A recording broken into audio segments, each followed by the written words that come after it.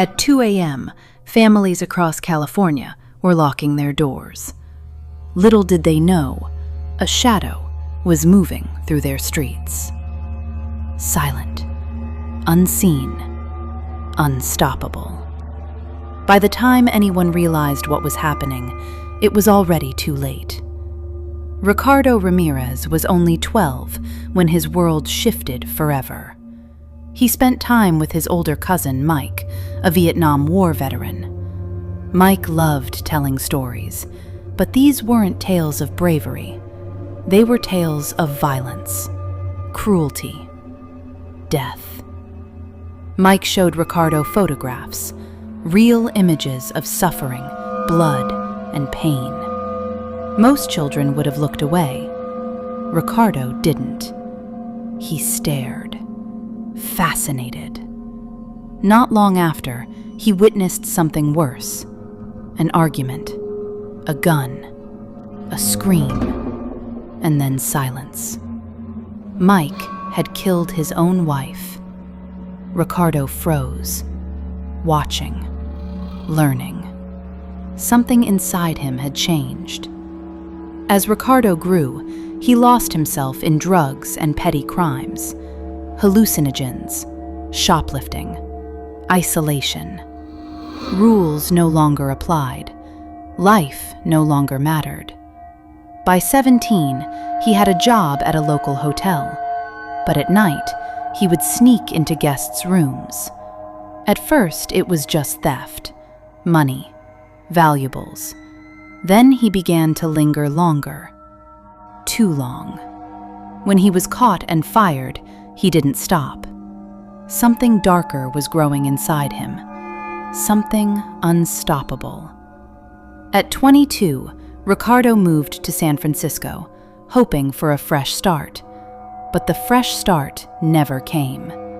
Days blurred into nights, dirty rooms, empty bottles, junk food, needles, loneliness.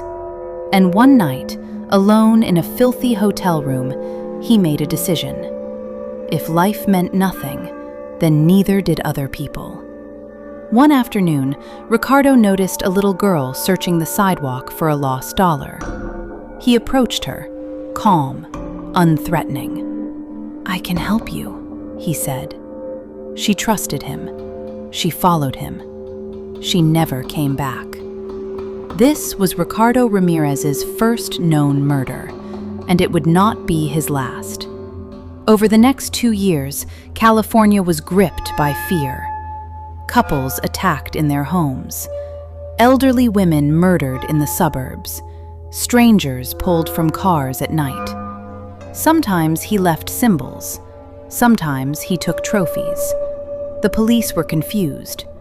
There was no clear pattern, no warning, no mercy.